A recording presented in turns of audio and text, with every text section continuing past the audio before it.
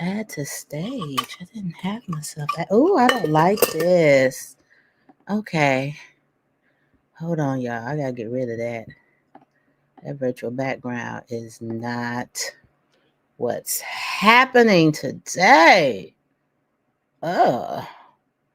Okay. There we go. Camera seems a little. I need to change chairs too. This one's a hater. It be rickety. Come on in if you got the message. If not, it's all good. You'll catch the replay.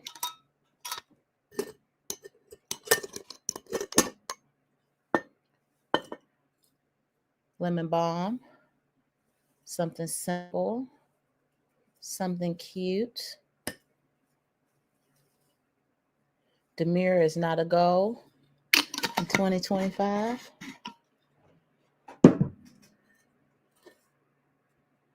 Let me know when you show up. Let me how do I view? Yes, continue to use it. Okay, there we go. We need to mute that. All right.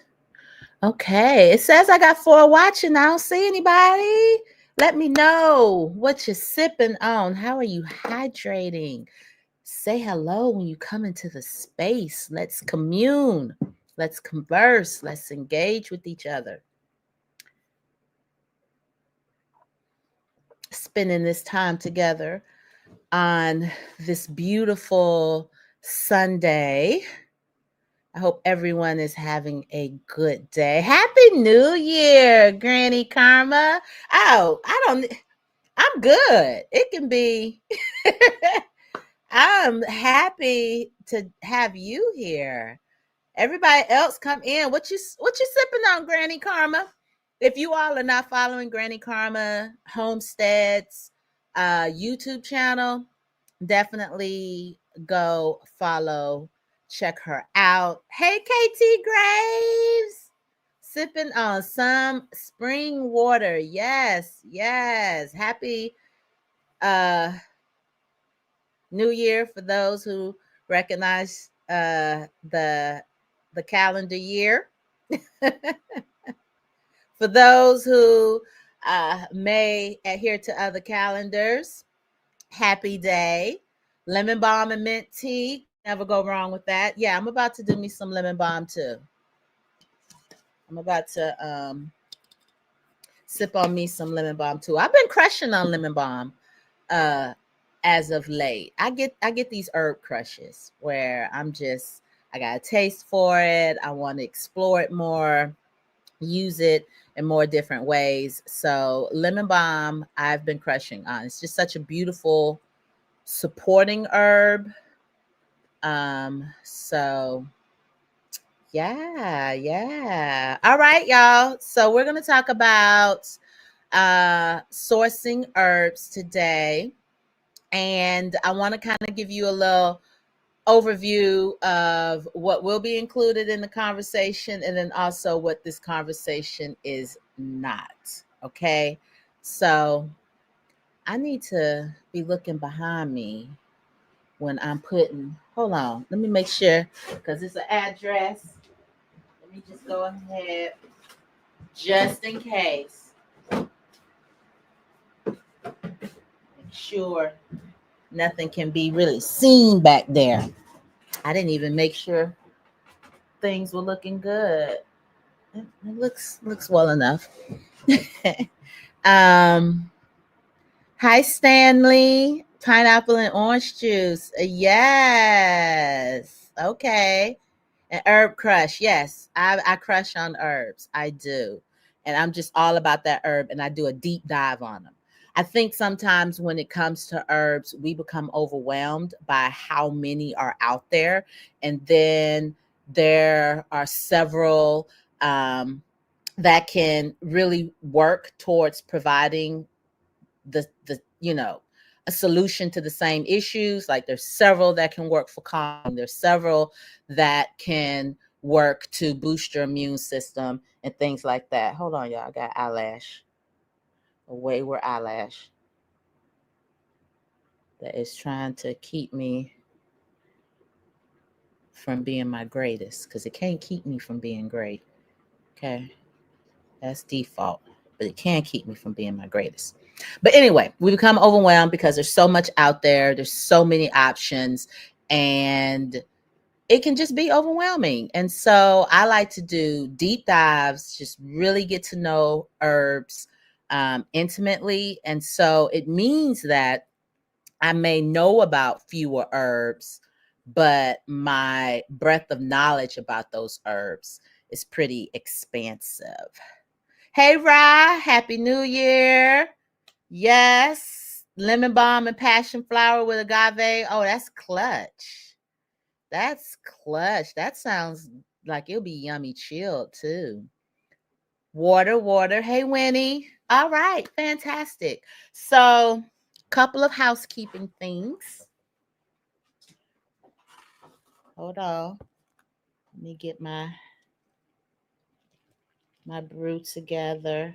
I'm sipping on some black tea from earlier in my cup, but I'm ready for me some good old lemon balm as well. Where's my little? Hold on, y'all. Where's my top to my teapot? Where did it go? Hold on, y'all. I don't know what I did to with the top. Oh, here it is. As my grandma would say, if it was a snake, it would have bit me.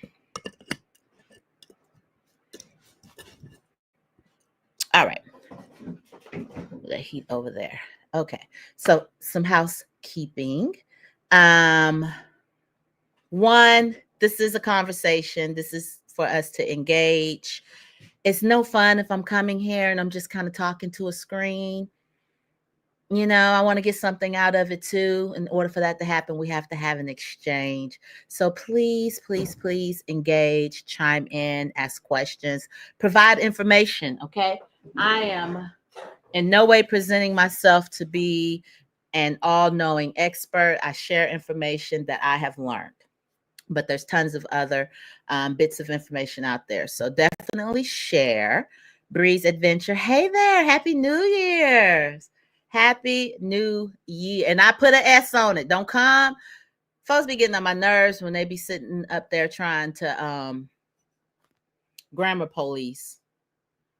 Did you understand what I was saying? That's my point. If you understood what was said, then whatever. I get paid to talk. Obviously, I got command of this tongue, okay? But I like to add seasoning. I like to add flavor. A good S, seasoning starts with S. So it's right on point. Tara! Hey girl, it's been too long. It's been way too long. Hey there. I hope you are well and everyone is well. Okay. So, what was I going to say? Oh, yeah. So, real quick, if you are not aware of South Conference, that is coming up in February. All right. February 4th through 5th. I think it's the 4th and 5th, 2 days, if I'm not mistaken. I will be keynoting that this year. It's going to be a fantastic conversation. You don't want to miss it. It's in Atlanta. It's offered by Georgia Organics, and they have a lot of partners working with them. It's a pretty significant conference for especially small scale producers, boutique farm, just the smaller to mid-size operations, I'll say. So that's in February. Definitely check it out. Let me put the link. Yes, Tara, it has been way too long. And you got my number. Shoot me a little text or something, you know. And likewise, you have been on my mind and heart, but I could do the same. So the South And then I will also be speaking, if I happen to have anyone here from Indiana. Do I have any Indiana peeps in the house? I will be speaking at the Indiana Small Farmers Conference as well. But all of that is available on my personal brand website, pharmacy.com.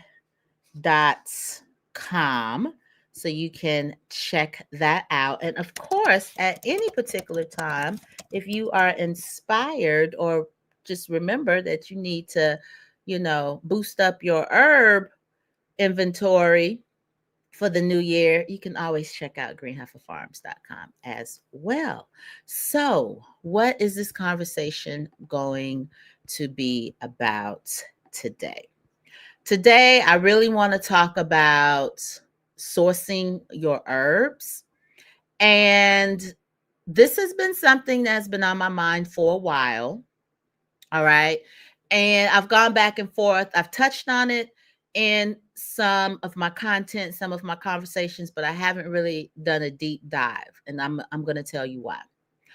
So, as an herb farmer, I know how critical the the way that herbs are grown, um how critical that is to the the quality of the herb. And by quality, I mean the amount of benefit the plant can offer. I mean, as far as the energy that the plant has taken in. Because here's the thing, y'all, plants are sentient beings. There's tons of research on that. And by sentient, that means that they can experience the external world. They are able to respond, or they demonstrate the capacity to feel um, things. So they literally carry the energy of the land. They carry the energy of the people who grow them. And the end product is going to be dependent on the care that that plant gets from seed to shelf. So a tricky part comes in that there are a lot of people in the herb space. I see it on social media, a lot of platforms. There are a lot of products out there that boast about having herbal content, herbal benefits, hair, skin, nails, weight loss, energy levels, all of these wonderful um, claims that are being made. And yes, herbs do have attributes that are able to expand and to enhance your well being, but not all herbs are created equal. And that's because not all herbs are produced equally. So, where the bit of controversy may come in is that there are a lot of people, like I mentioned before, in the herbal space, and they're selling herbs and they're selling products with claims that they are attributing to the presence of the herbs in their formulas, their recipes, etc. A lot of these herbs are not necessarily sourced intentionally. And that is going to affect the quality of whatever it is that you're selling. I'm of the mindset, and I can be a bit of a stickler for this. I'm of the mindset that if you are using herbs for your well being, okay, if you're using herbs for your well being, it is critical that you are intentionally sourcing your herbs so that you are getting herbs that are pure, that are potent, and that you're getting herbs that are ethically grown. If you are choosing poorly sourced herbs, it's going to diminish the benefits that these plants can provide. And it could even expose you to some harmful side effects, i.e., if they were grown using chemicals. Or harmful chemicals, let me say that, harmful chemicals.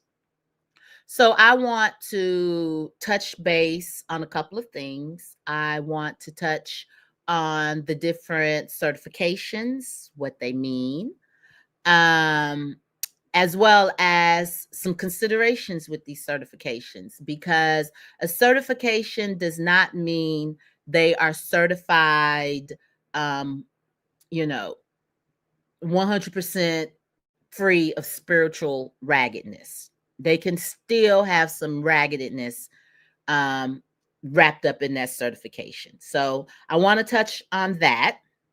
I want to touch on the importance of getting as close to the source, to where the herbs are produced, as possible, as well as the benefits of buying directly from farmers, buying locally, if that is an option, talking about the impact of time and distance on your herbs, and even touch on energy considerations. What are the human and environmental costs?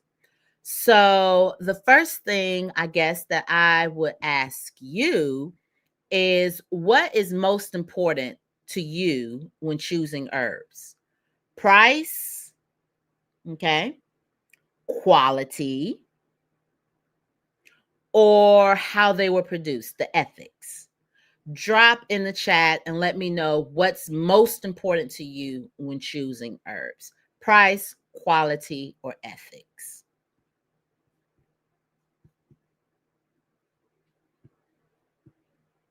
I just want to see, and there's no right or wrong answer, okay? I just kind of want to gauge where everyone is on that, because I've expressed how I feel about it. When you choose high quality, ethically sourced herbs, that is when you're truly nourishing your body. You're helping to protect the planet. You're supporting the people who grow with care. And it's more than a purchase. It's a powerful decision. Now, if you're purchasing herbs and it's more for you, you just like the taste of them, you're not really tripping about how effective they are, how potent they are, understand. And then if you're someone who's like, I don't even really use herbs, so whenever I am inspired to get something that has herbs in it, it's just what's available at the time. So there's no right or wrong answer. Like I said, pour me some lemon balm for this. Look how rich. Do y'all see that color?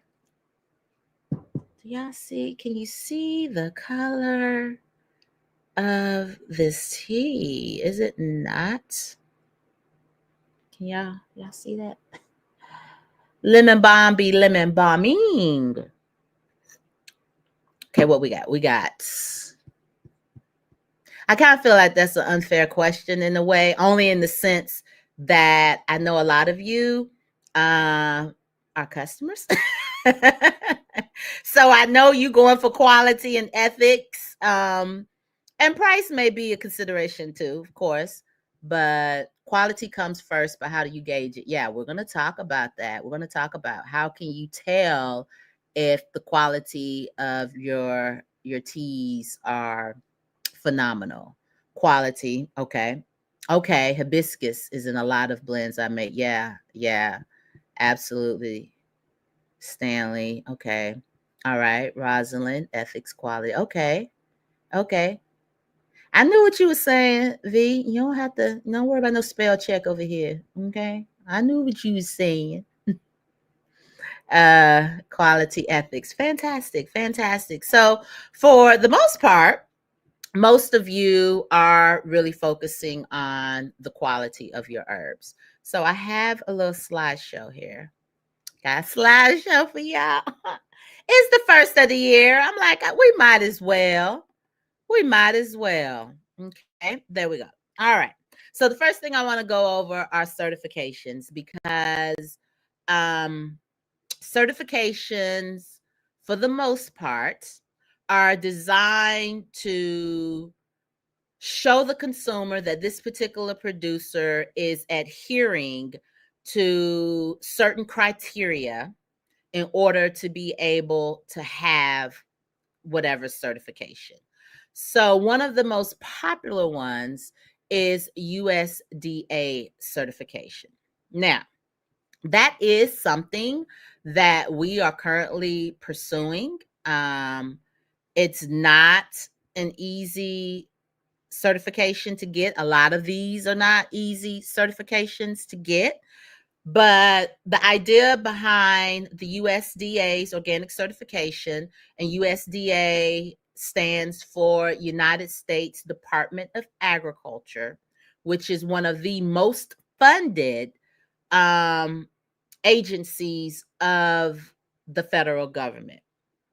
So they get a lot of money. I want to say they're second or third. I know defense gets more. I think I think USDA might be second. I'm not sure, but they get a lot of money because this is the entity in the U.S. that is basically overseeing agricultural production. So keep in mind, agriculture encompasses not only food, but fiber comes from agriculture, fuel, plant medicine. There's a lot that depends on the agricultural industry. So this particular label is supposed to ensure that the product is grown and processed without synthetic pesticides, um, without synthetic fertilizers, um, without using GMOs, and that the producer is going to follow specific soil and water quality standards. Okay. Now, this certification can matter because it does say to the consumer that the herbs are free from harmful chemicals, or are supposed to be free from harmful chemicals, and that they're grown in an environmentally forward conscious way. Now, I mentioned that it's a challenging certification to get. By no means does USDA certification mean that another um, herb that was grown without the certification, that the USDA certification automatically means that it was better. That's not necessarily the case. It does come with some assurances, but it can be cost prohibitive. So you have a lot of really awesome producers that do not have this certification. Um, with that said, let me see how to say this piece. You still have to pay attention to where things were grown, because there is no USDA organic certification outside of the US. So what can happen is a manufacturer can get this certification, and then they can import herbs from other countries. And because those herbs are going through that certified manufacturing warehouse hub, they can get the stamp on them. But there's no one that goes to those other countries to actually certify that producers are growing, adhering to the USDA organic certification standards. Y'all picking up what I put down? If you want to live in, want to move, USDA mortgage program, lower cost of most others. Okay. They even fund, yeah. Oh yeah, they fund the mortgage program, USDA. They do farm loans, they have energy programs, they do business, rural business development funding. It's huge. It's USDA and stuff that people aren't even aware of. All right. So that's the thing with USDA organic. Typically products that have this seal are going to cost more. They're going to cost more. The reasons being, it can cost more to produce things organically when you're not using cheap herbicides and cheap pesticides that, kill so much biodiversity. And yes, they put chemicals on your plants, but they can make farming a lot easier. That's why so many choose to go with conventional farming. Conventional farming typically is farming that's going to use your chemicals, and it's going to do, the tilling and the plowing and things like that. When you're not using those chemicals, it costs more money to produce. And a lot of times, the things that you are allowed to use in organic farming are going to be more expensive as well. Now, there are some chemicals. There's a list. It's called OMRI, OMRI. If you just go and look up OMRI, what does OMRI stand for? Let me tell you. Organic Materials Review Institute. And essentially, OMRI is the overseeing body that supports organic farming integrity by doing a review of all of the chemicals, the materials, the substances, etc., that is approved for farmers that have this certification. So if you ever want to go and just check and look, let me put it in the chat. You can look and see what's allowed on organic certified agricultural goods. Now, there's some stuff on the list that OMRI says is okay and that is organic that I would never, ever, ever, ever, ever, ever use on anything that I was going to present to my community as being high quality plant medicine. And technically, if you remember in middle school and high school science, carbon simply means carbon.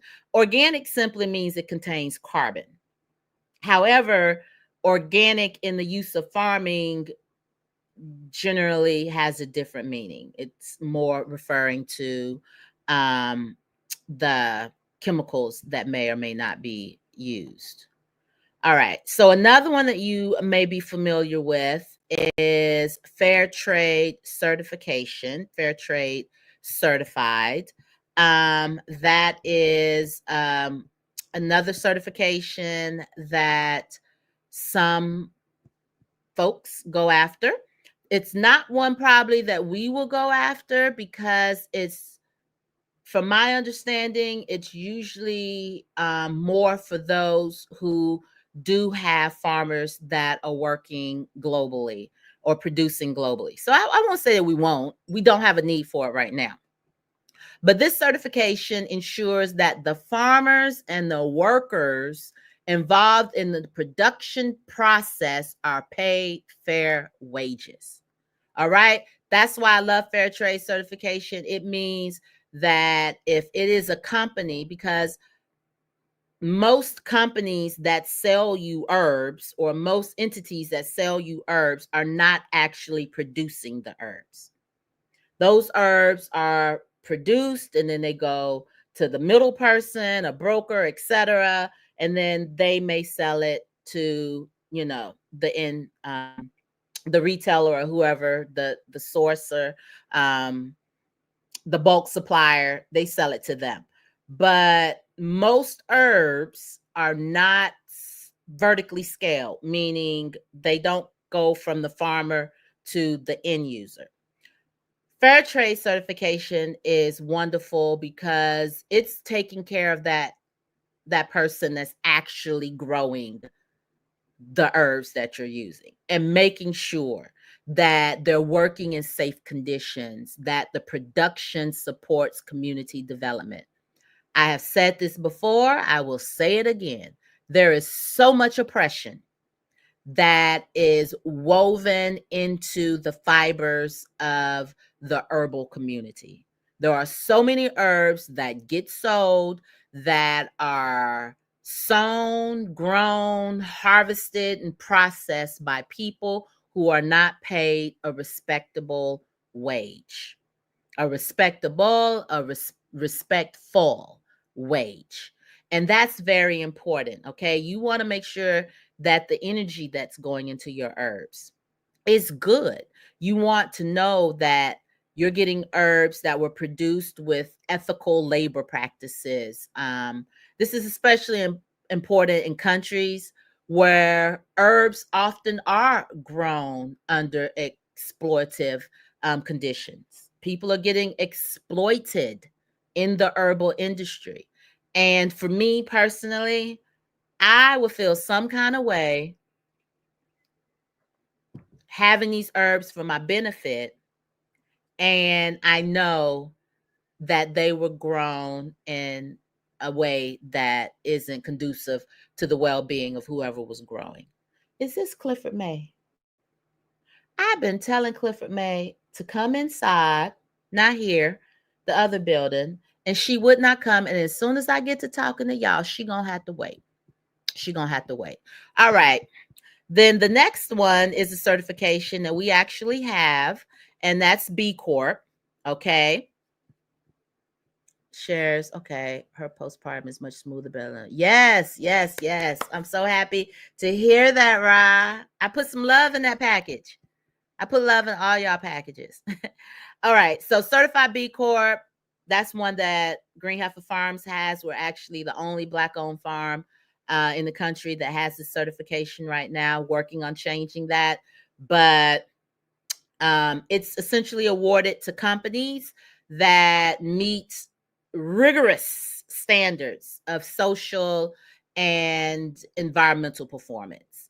It's also for companies that meet very high standards on accountability and transparency. So, those are two things I am often told, that we are very transparent, that I'm very transparent, and I definitely will take accountability. And so this particular certification, it says that a company values purpose as much as it does profit, and that the company is actively working to create a positive impact on its community, on society, and the environment.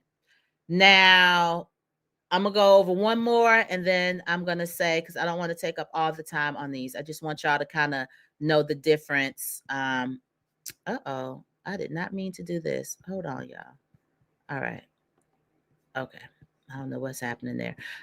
There's certified naturally grown. I really like certified naturally grown. It is a certification that very much addresses the racism and the biases and the prejudices that exist, and how these other certifications came about, and how these other certifications have benefited the agricultural community.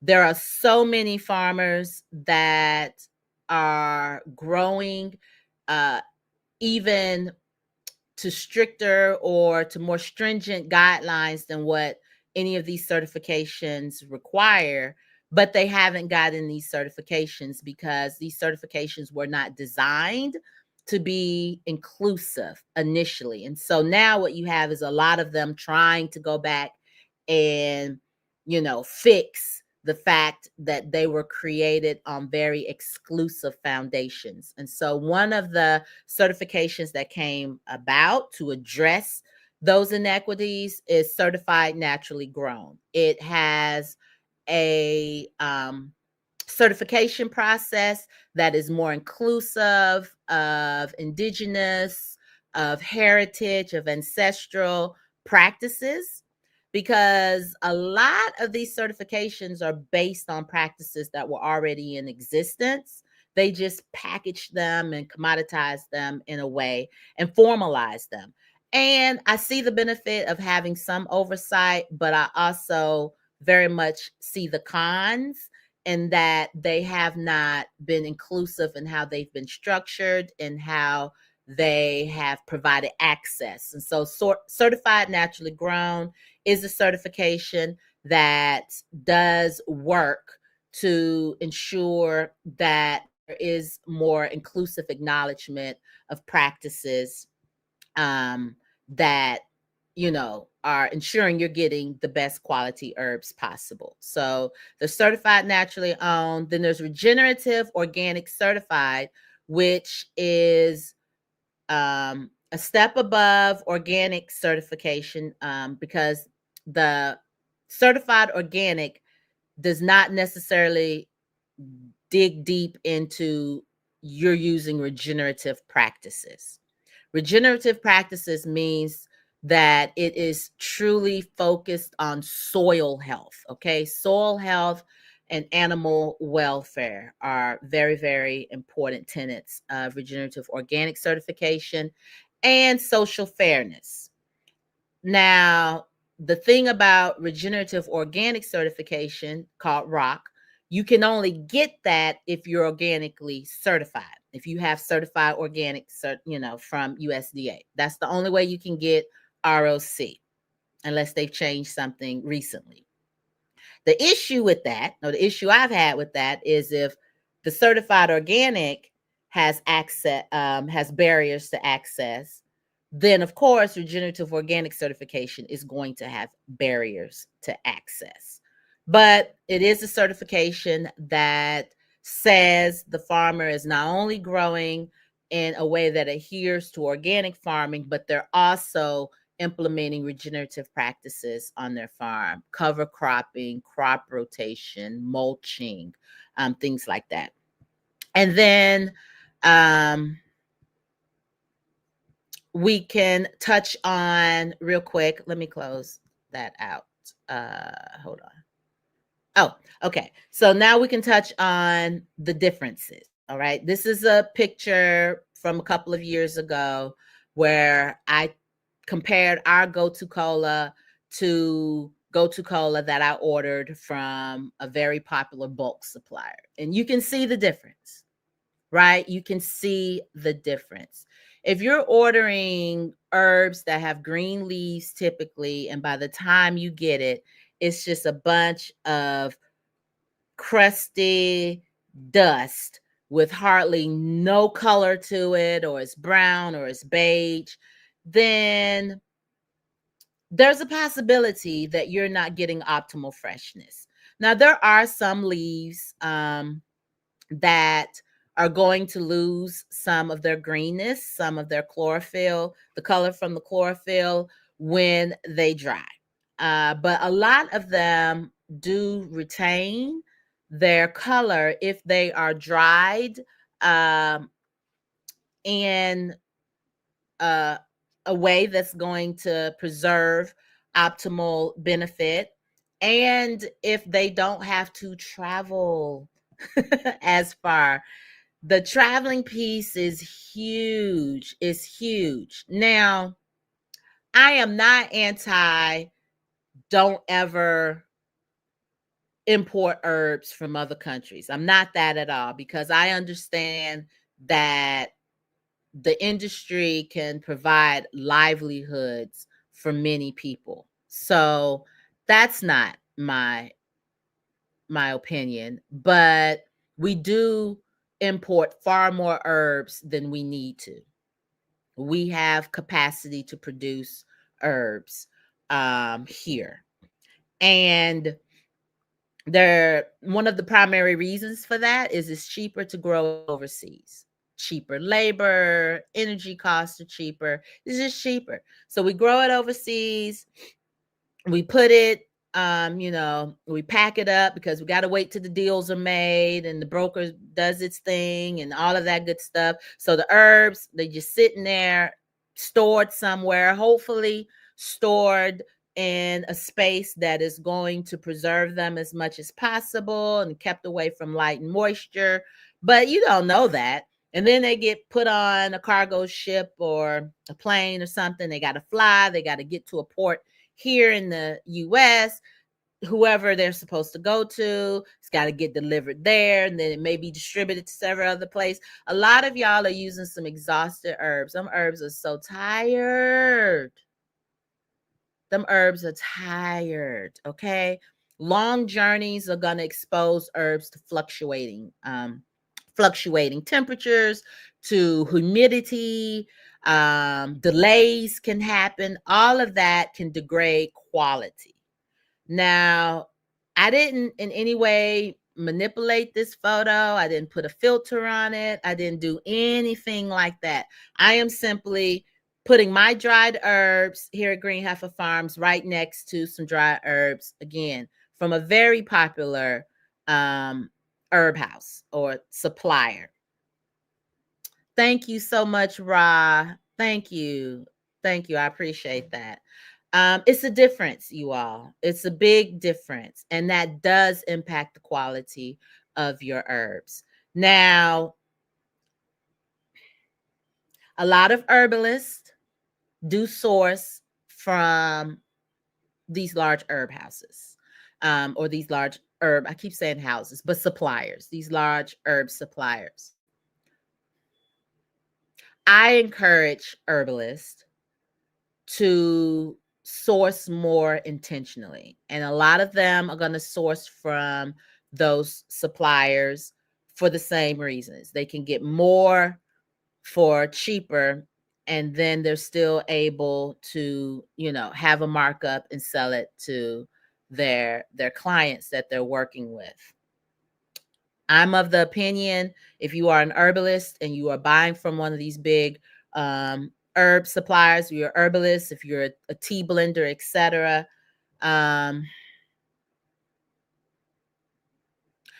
try to incorporate more intentionally sourced herbs. Maybe you can't do it with all of your herbs. Maybe it's some things that only grow in certain environments and we don't have it.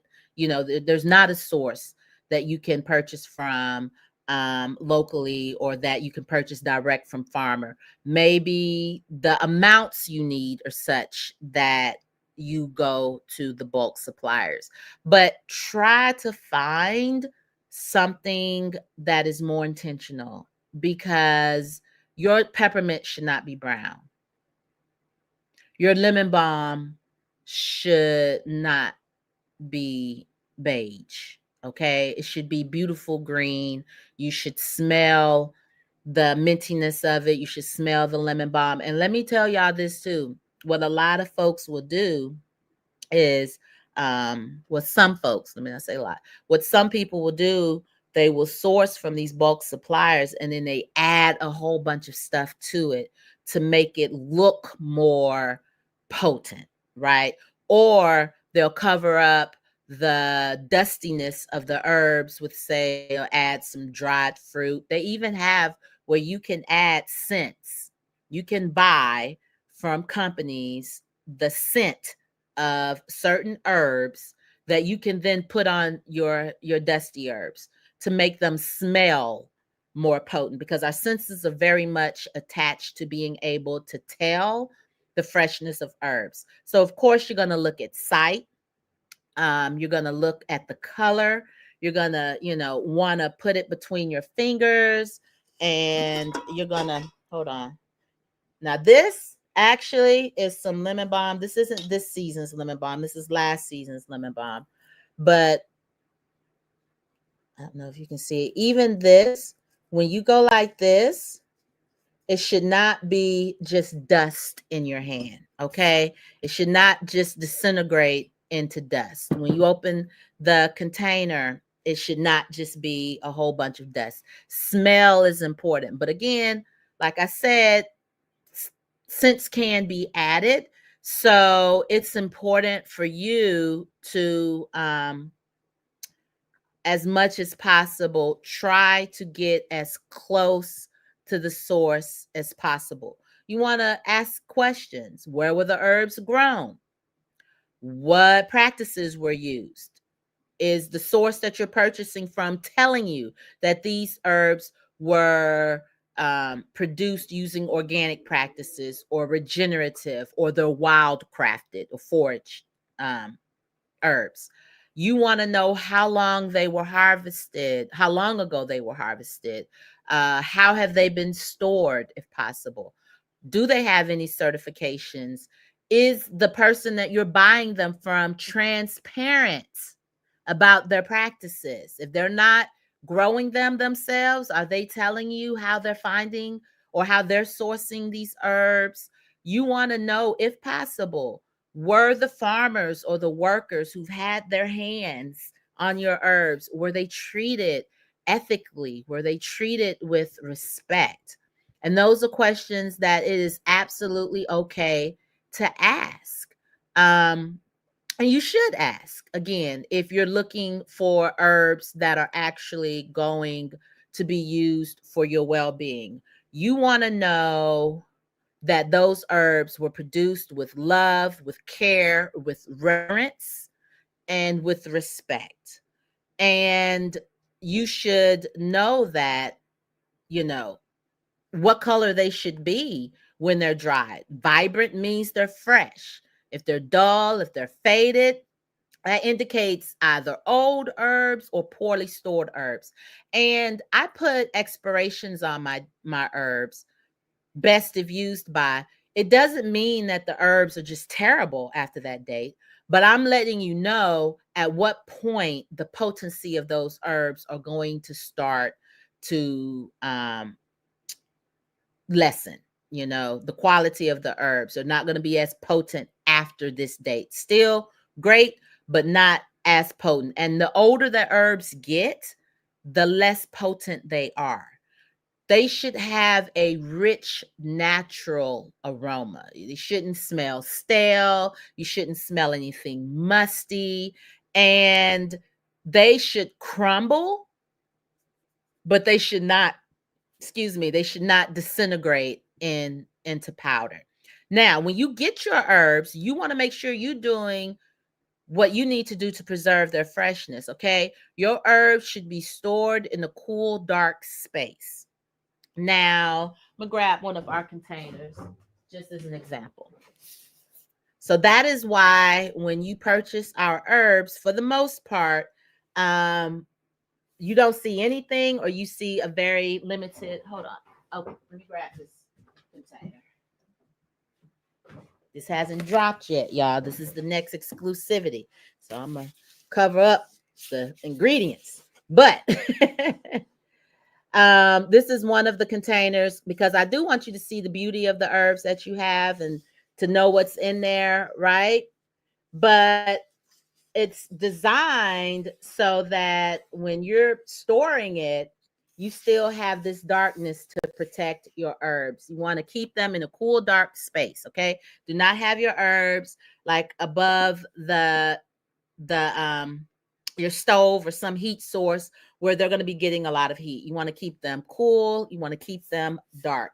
If you are getting herbs that are in clear bags or that have a lot of light coming in, or clear jars, you definitely want to make sure that you're putting them somewhere, again, where they're not going to be exposed to extended periods of light, and that they're going to be able to remain cool. All right. So that's what you're going to want to make sure. Now, if you are getting herbs that have already traveled long distances, they've been stored for long periods of time, then you should know that they may already have compromised potency. Shorter distance, and not necessarily just travel. Like, I'm in North Carolina. Most of my customers are actually not in North Carolina. We ship all over the country, and we do have a few international customers as well. But they know that we grew it. So it's coming from our fields to our drying room here and to them. So it's still a significantly shorter amount of time from harvest to pantry. So you want to make sure that when you're getting herbs, they're sending them to you, and if preferably eco-friendly, recyclable, compostable, or something, package that is airtight and that's designed to preserve freshness. If you're ordering herbs and they're sending them to you in like a clear bag or something, that's immediate red flag. Immediate red flag. All right. And you also want to make sure that you're purchasing your herbs from producers that are not over harvesting, that are not depleting soils and biodiversity in their efforts. So, you want to make sure, again, that the people are not paid pennies for grueling labor, because all that negative energy is going to be in your herbs. It's going to be in your herbs. And so I just really want you to focus on freshness. Freshness and potency go hand in hand. If you can buy locally, if you can buy direct from farmer, I do encourage that. Yes, I'm biased because I am a herb farmer, but it's supported as well. It's not me just saying that because I want you to buy directly from farmers. It's because I want you to get the best quality herbs. And if you can connect with whoever is actually growing your herbs, that is going to really allow you more opportunity to understand their practices and to understand their passion for the plants, because there's also a lot of people in the herbal supplying space. They don't care about these plants. They don't even use herbs in their day-to-day. So you want to make sure that you are sourcing from someone who actually cares about the plants that you are going to be using for your benefit. Okay, because herbs, they're more than just plants. Again, they're sentient beings. They have the essence of the soil. They are going to have the energy of the people who nurture them, handle them, touch them, and they are going to carry the intention of those who harvest them and package them up for you. And you do not want to be ingesting steeped oppression for your well-being. That's not what you want. You deserve better than that. You deserve better than that. So pay attention to your senses, look at them, feel them, smell them. You will also notice the difference in the flavor. Okay. So all of those are ways that you are able to source intentionally. And then if you have a farmer, like let's say you have a local farmer who maybe grows produce, they're not even growing herbs. A lot of times it's because they may not know that there's a desire for those. You might can ask them, would you consider growing, small amounts of herbs for people who may want to buy locally? You can always inquire. If they're growing those strawberries and those potatoes and those collard greens well, they can grow some herbs well also. And if you can't find a source of quality herbs, which none of y'all have that excuse, by the way. But for whatever reason, consider putting a little something in your own pot. Okay.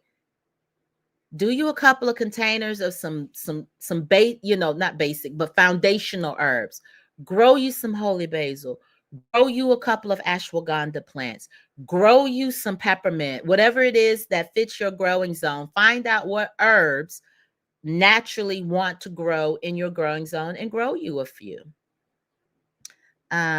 Sister Land, we have investors that lease land to farmers. Okay. Okay, fantastic. Thank you for teaching me. Absolutely. Yes, they be in those shipping containers. You know who else be in shipping containers? Other specimens. Other specimens. Yeah, it's a lot of exhausted herbs. And you drinking thinking it's gonna liven you up, and you trying to figure out, now I done had all this here herb supposed to be the herb is tired. The herb has retired. by the time it gets to you. It's done. The herbs, like, I've clocked out 6 months ago. I quit. My term was up. Yes, KT, that's steeped oppression. Steeped oppression. You don't want to be part of that. You don't want to be a part of that. And I always encourage you all to get you one of those apps that identify plants, because you're surrounded by plant medicine, absolutely surrounded by plant medicine. And if you're so inclined, you can responsibly locate some medicinal plants and herbs around you that you may have access to already. So definitely utilize one of those. I use, I don't see either one of my phones.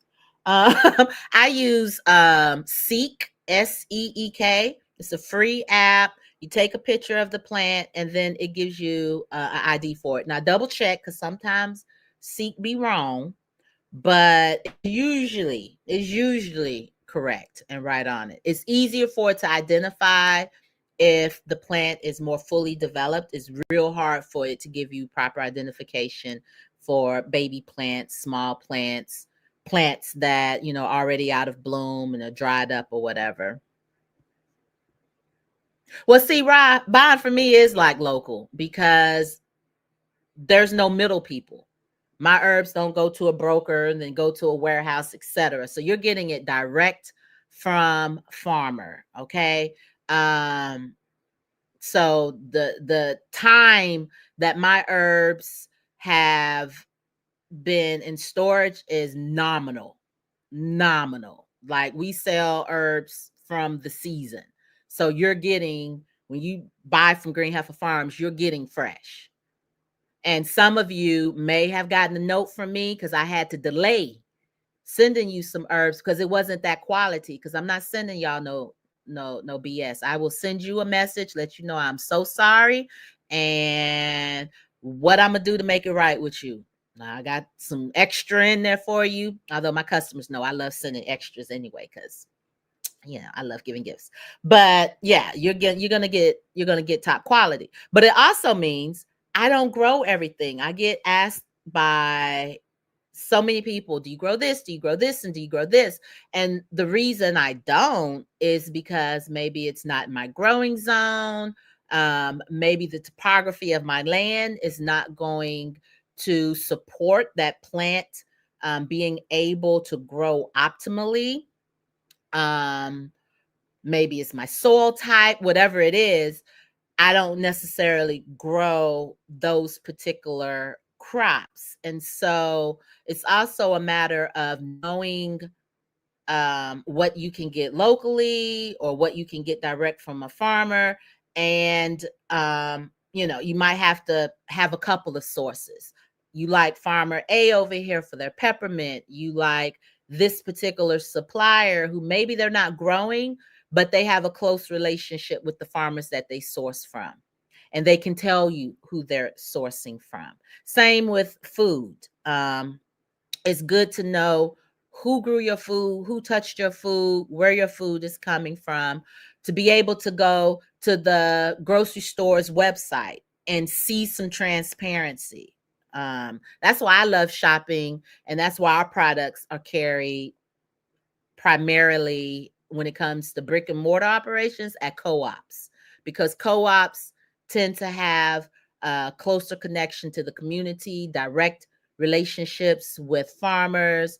They tend to be more conscientious about the brands that they have on their shelves. So that's my preference. Okay. What state? I am in North Carolina. My herb farm is in North Carolina. I have 2 farms. I have a tree farm in Alabama, and then my herb farm is here in North Carolina. I'm returning to the States, want to learn how to grow my own food by being labor on the farm. Okay. Love extra. Oh, yeah. I love giving as a grower. Okay. So many customers. Yeah. Have questions about how to source quality herbs. And I've seen videos and I've seen, different resources that send you out to the herb houses, the herb suppliers. And I'm not saying that there aren't quality herbs available through suppliers. I'm not saying that. I have seen a few herbs that I'm like, okay, this is good quality. But most of the herbs that I have seen from herb suppliers are not up to par. Now, I'm comparing them against my herbs. So that's a tough standard, just to be fair to them. But I'm conditioned. I rely too much on herbs to benefit my well-being that I can't.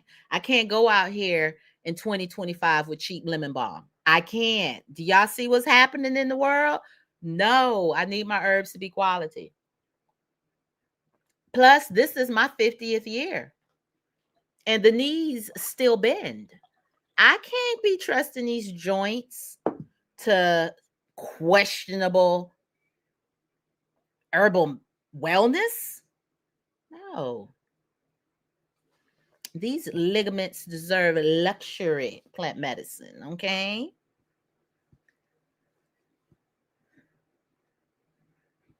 You don't actually have to have acres.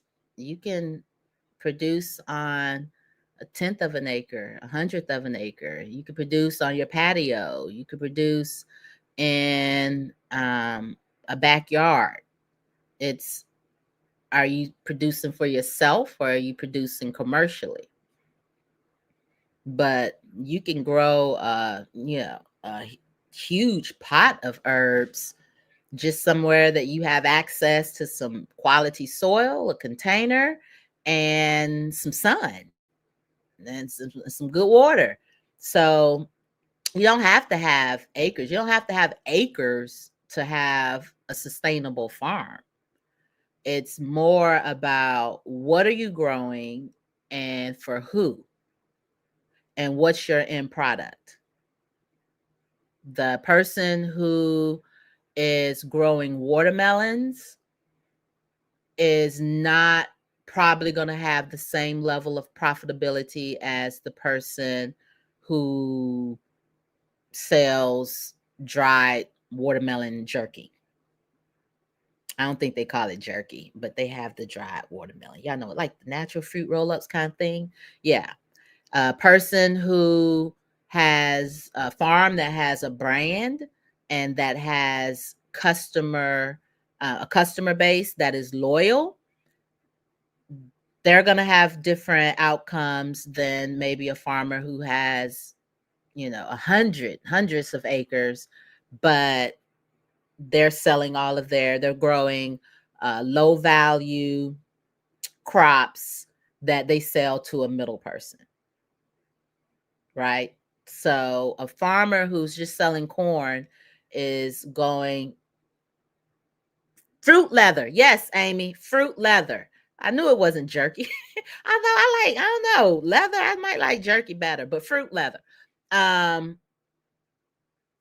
Specialty farm that may be on a quarter of an acre can be more profitable and sustainable than a farm that's several hundred acres, but they're growing cheaper commodity. So yeah, you don't have to have acres.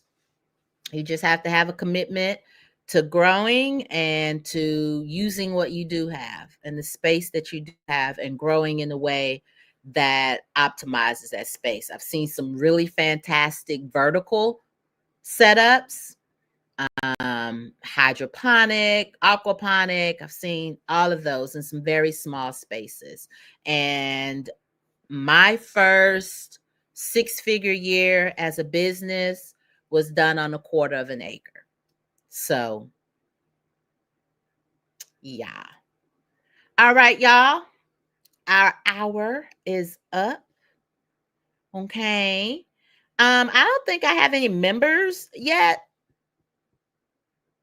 Y'all don't want this personalized content? Is that what y'all saying? Is that what y'all saying? Because I really am going to start doing more for members. Just it's 2025, y'all. This is my 50th year of life. I'll be turning 50 in October. So excited. So excited. I have no issue with aging.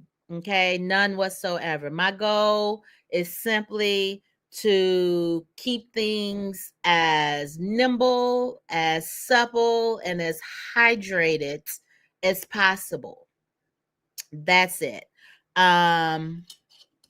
But my goal is not to stop the process of aging. It's to be, to be harmonious with it. To be harmonious with it. And so in part that comes with that is making the most out of my time and how I utilize my skills and my knowledge and my value that I bring. And I am a whole Libra, a whole October Libra. Libra. Read the description. You'd be like, yep, that's C right there. And have given birth to an October Scorpio, my firstborn. And then I have 2 Geminis. So nice to meet you too, Sister Land investors. I hope you come back. Oh, let me just talk about the schedule real quick. It's not going to be every Sunday for free. I'm not going to do that in 2025. That's putting too much on me. It's putting too much on me. Let me see. Did I make any money? See, I ain't made $1 off this whole Oh, did I? Oh no, I ain't made $1 off this whole talk. So yeah, I ain't gonna be here every Sunday. That's not finna happen, right? That's not finna happen. I've got to be more mindful of my time and my resources, but I do want to try to do at least um, 2 of these a month, at least 2. I'll try to give y'all a better heads up than the day of. But I'm gonna try to do. My goal is to do at least 2, but I'm not gonna do every Sunday. Yeah, that's not what we try to do. So, if things change, if it becomes, a different kind of situation, then I'll reconsider that schedule. But for now, it's sort of that, you get what you pay for kind of thing. I do enjoy it because I get to connect with some of our customers and I love them. Oh my gosh, me and Patreon are going to do better. I've got like 7 videos for Patreon, and it's just a matter of me posting them. I'm thinking about I might just go ahead. Should I shut Patreon down? Hit me up, Ra. You got my info. Hit me up. Send me an email or something. Let me know if I need, your thoughts on that. I have so much content for Patreon, but the thing about Patreon, I don't really talk as much on Patreon about farm stuff or herb stuff. Patreon is more into like stuff I got going on. I share that kind of stuff with y'all on Patreon, but I am raggedy on it. Oh, definitely. Look, if you're interested in the farming part, especially regenerative farming, definitely connect on Facebook. We have a private Facebook group. It's Black Women Regenerative Farming Network. All women identifying folks are welcomed as long as you are comfortable with the fact that the experience of Black women is centered. I only know how to be a Black woman. That's all I know how to be. So, in order for me to bring my full and whole self, it has to be a space that I'm able to provide content, information, etc. And as someone who often has to intake content, etc., that doesn't even include me, if anyone who sees this and finds out about the group, if that even hearing that Black women's well-being is centered, if that causes you some kind of discomfort, then this might not be the best group for you. I want you to protect your peace. Okay. Go order some of my herbs, sip on them, because chances are you probably haven't even had any good herbal medicine grown by a Black woman. So you could fix that piece, and then whew, it'll open you up, and then you'll be able to cough all that up and go to the group and be of benefit as well as receive benefit, because we're all about symbiotic energy, mutual benefit. But yeah, Ra, I'm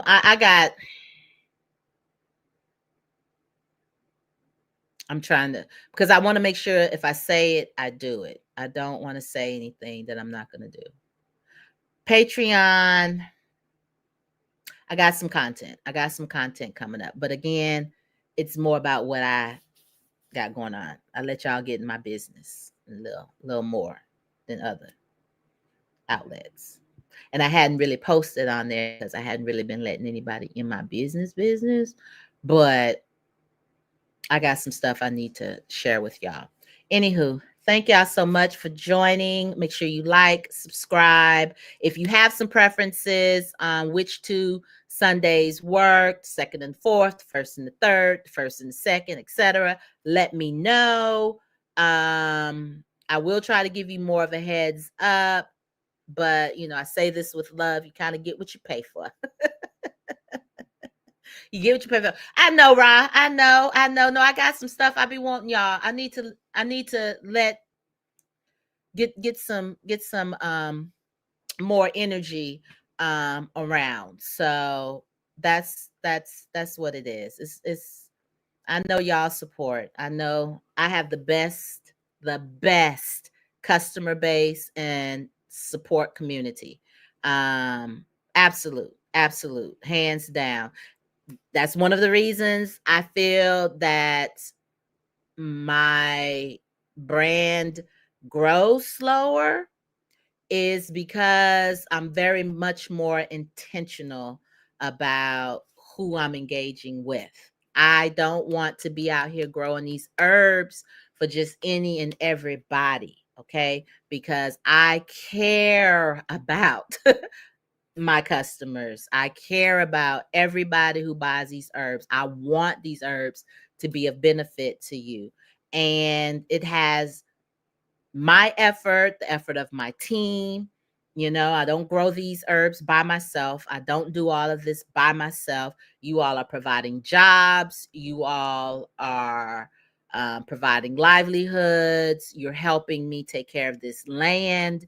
So I absolutely love y'all. Absolutely love everybody who supports Green Heifer Farms. And you're allowing me to grow slow so we don't owe, but also I don't owe my peace. You all allow me to grow with dignity. You are demonstrating it is possible for there to be a profitable, ethical Black woman owned farming operation, and that we have the ability as a community to create something for us. And that means the world, because I'm not out here lying and saying that these herbs are going to do some magic thing, scamming. I'm not out here selling other things that tend to get sold a lot easier.